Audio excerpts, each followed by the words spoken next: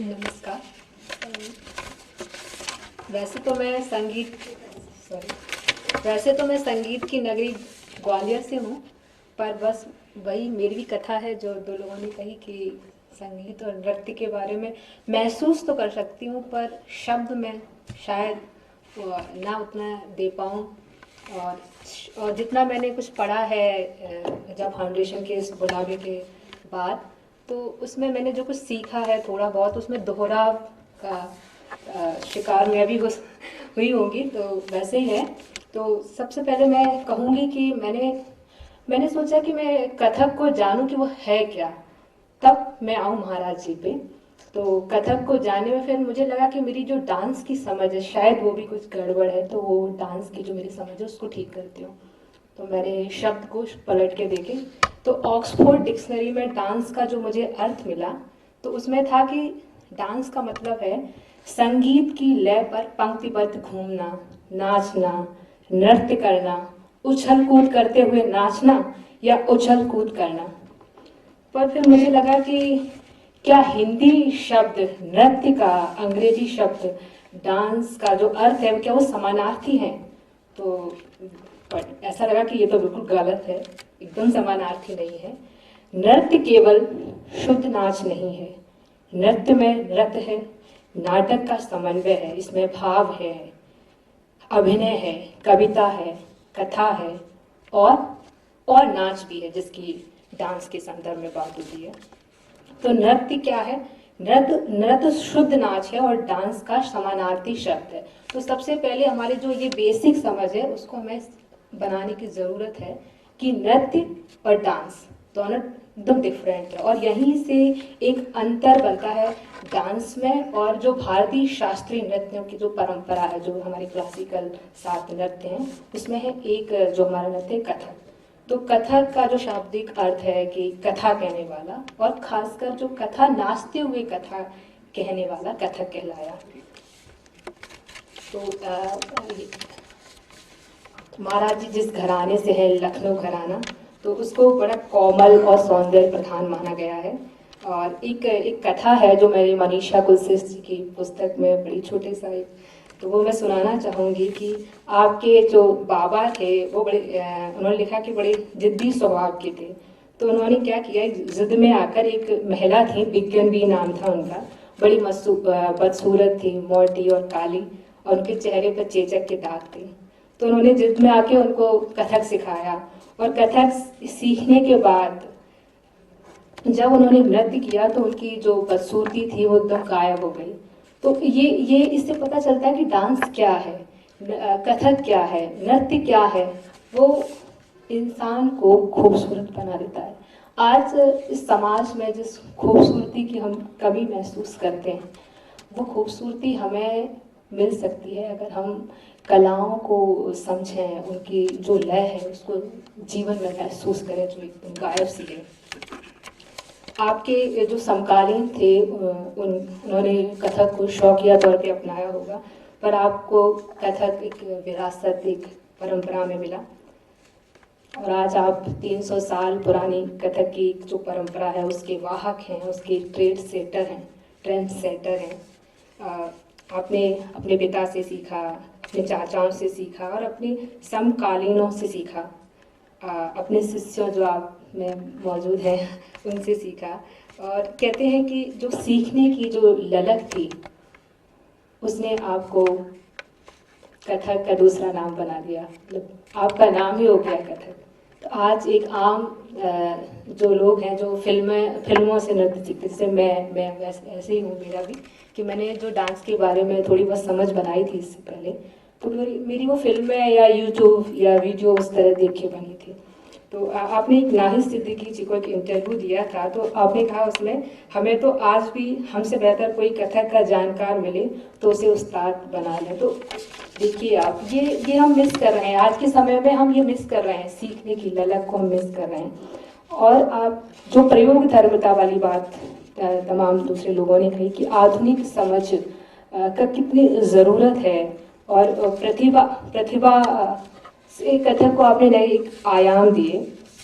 जिस पुस्तक का मैं जिक्र कर रही थी उन्होंने मनीषा जी ने कथक का जो प्रभावमान था उसका बड़ा अच्छा और सुंदर सा अर्थ दिया है। उन्होंने बताया कि निरंतर पोषित, प्रदूषित, फिर छनना और फिर स्वच्छ होना और आगे बढ़ना।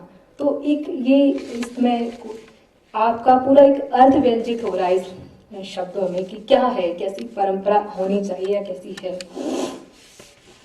और आपके मैंने जब मुझे पता चला तो मैंने यूट्यूब पे काफ़ी वीडियोस वगैरह देखे और जितना मुझे उपलब्ध हो सका मैं का भी मैंने पढ़ा, तो वो सब देखा तो मैंने एक चीज़ देखी कि आप में इतनी सरलता है कि जैसे मुझ जैसे लोगों को जिनको कुछ समझ में नहीं आ रहा था स्टार्टिंग में, लय, यतियाँ, ताल और उसकी मात्राओं को आपने इतने आम भाषा में इतने सरल उदाहरणों से समझाया कि जिससे एक रुचि पैदा होती है आज के समय में। जैसे आज का समय है तेज भागम भाग का, तेज स्पीड का, मतलब किसी के पास ठहरने का वक्त नहीं है। तो अब कथक को आपको सीखना है तो आपको समय चाहिए, आपको रुकना पड़ेगा, रुक के ही आप सीख सकते हो। तो उसमें एक रुचि जागृत हुई मेरी और मैं इसके बाद भी मुझे लगता है कि मैं इस पर काफ़ी काम करूँगी।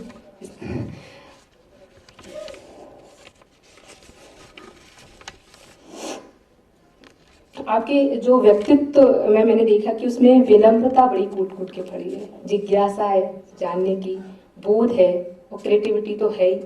और इससे सब कुछ में बहुत परंपरा भी है और बहुत नवीनता भी है।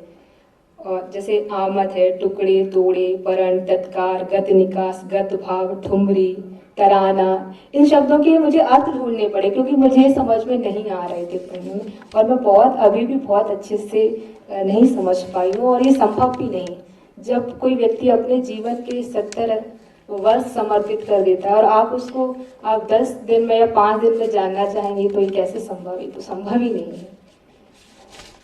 जैसे स्पीड और टाइम का जो समन्वय है उसको कहते हैं, हम लय कहते हैं और इस लय को हम काव्य शास्त्र में भी पढ़ते हैं।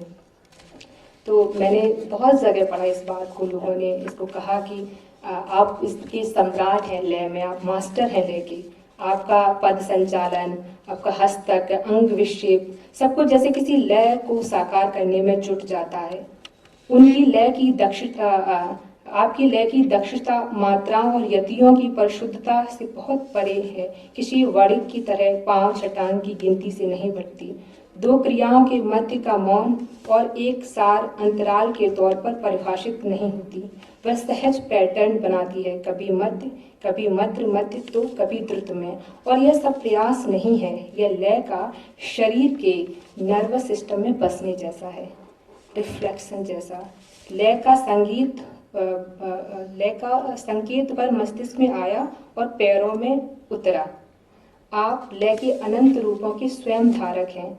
लय को आपने देह देने का अद्भुत प्रयास किया है।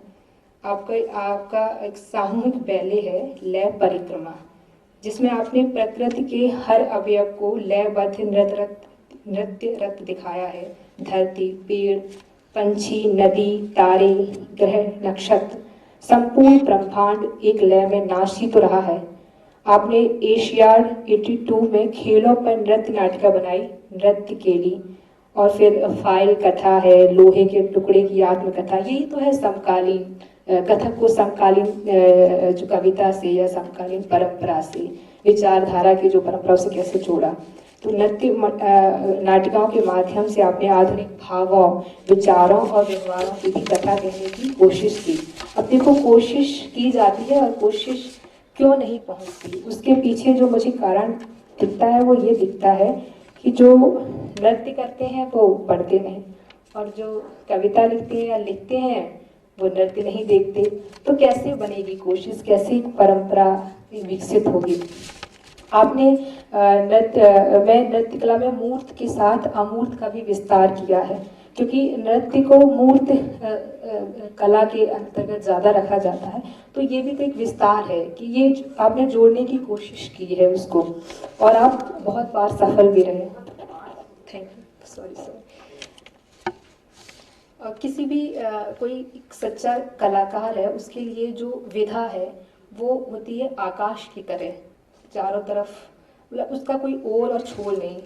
तो वो हर जगह से लेता है मूर्त और अमूर्त भावों को। जैसे अगर कोई सितार बजा रहा है तो सितार उसके दिमाग में पहुंचेगा, फिर उसके मन में और फिर उसके पैर में।